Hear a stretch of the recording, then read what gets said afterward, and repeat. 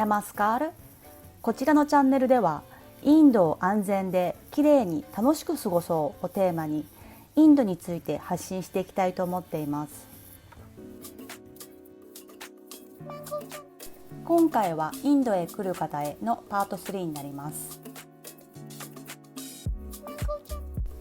この中から今回はトイレについてお伝えしたいと思います。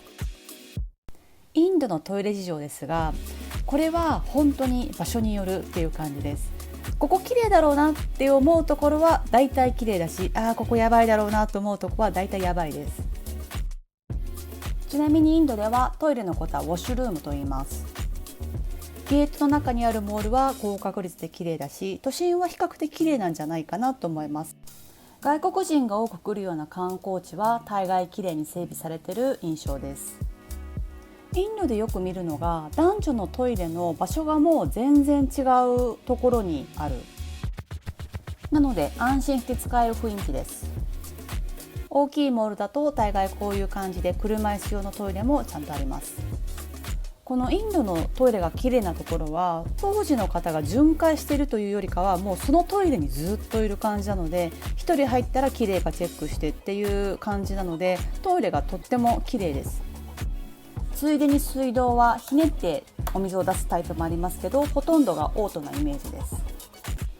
あとこれ男性からよく聞くんですが、トイレでチップをねだられるというか、掃除の方に。私一回もその経験がないんですけど、もしかしたらたまにチップをちょうだいみたいな人にも出会うかもしれないです。あげてもいいしあげなくてもいいんだと思います。どうなんだろう、1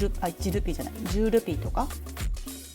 私が行った中で一番綺麗なトイレはここだと思います。サウスポイントモールの中にあるカフェの中のトイレかな。こんな感じです。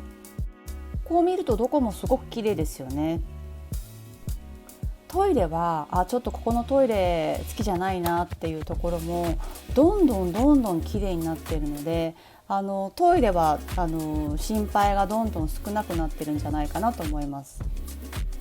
あとトイレの蓋を閉める行為がお掃除の人が嫌がるんですね。なので普段から閉める習慣のある方もインドにいる間は閉めないで開けっぱなしの方がいいと思います。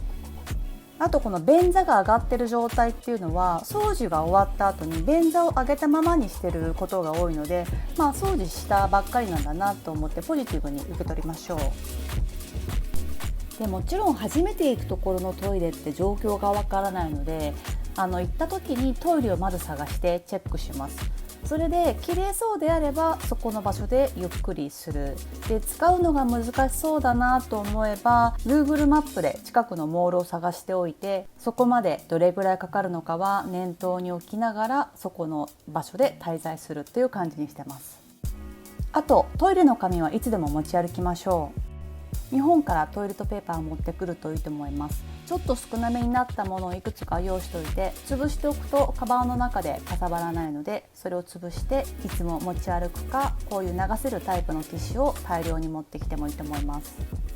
なので綺麗じゃないなと思えば使わないという選択肢でもいいと思います。ですので行った場所のトイレが綺麗か綺麗じゃないか、自分が使えそうなのかはあらかじめチェックしておくといいかもしれないです。もしガイドさんがつくのであれば、ガイドさんに綺麗なトイレはどこですかってちゃんと綺麗なトイレっていうと綺麗なところに連れてってくれるので、ガイドさんに聞いてもいいかもしれないです。続いてこの中の匂いはどうということについてちょっと触れたいと思います。この匂いについてはものすごく聞かれます。で、主に3種類かなと思うんですが、大気の匂い、スパイスの匂い、体から発する匂いで、大気の匂いですが、ニューデリーのある北インドは本当に冬空気が悪いです。ニューデリーは世界の大気汚染ランキングだいたいワースト3以内には必ず入っているような常連の都市で、来る前は車の排気ガスで汚染されている排ガスの匂いなのかなと思ってたんですが、来てみたら違いました。北インドは冬になると路上の人とか露店の人とかが暖を取るので何でも燃やすんですよね。それが木だけでなくお菓子の袋とか、とにかくプラゴミでも何でもかんでも燃やすんですよね。一応大気汚染の原因は農家の人の作物のくずというかを燃やすのが原因って聞いたんですが、都心部での匂いはどちらかというと本当ケミカルな感じ、 PM2.5 濃度が高いのが分かる感じの匂いが充満しています。またその空気が部屋の中にも入ってくるんですよね。これインドの中でも北インド限定の話なので、冬にインドに来ようとしている方はニューデリー周辺は避けた方がいいと思います。続いてスパイスの匂いですが、街中に溢れすぎているのかもうわからないです。おそらくインドの空港に着いた瞬間に皆さんはスパイスの匂いしてるなって思うかもしれないですが、おそらくこう回ってるうちにその感覚がないぐらいになってくると思います。3つ目の体から発する匂いですが、正直インドに来る前は結構身構えてました。体臭がきついイメージだったので、インドに移住する時も大げさでなく周りから二言目に言われたのは体臭の話だったので、多くの日本人はインドの人の体臭が強いと思ってるかもしれないですが、来てみてびっくり、全然想像してたような体臭がしてこない。なんなら皆さんほんのり香水なのかボディクリームなのか分かりませんが、ほんのりつけていてすれ違うたびにとってもいい香りです。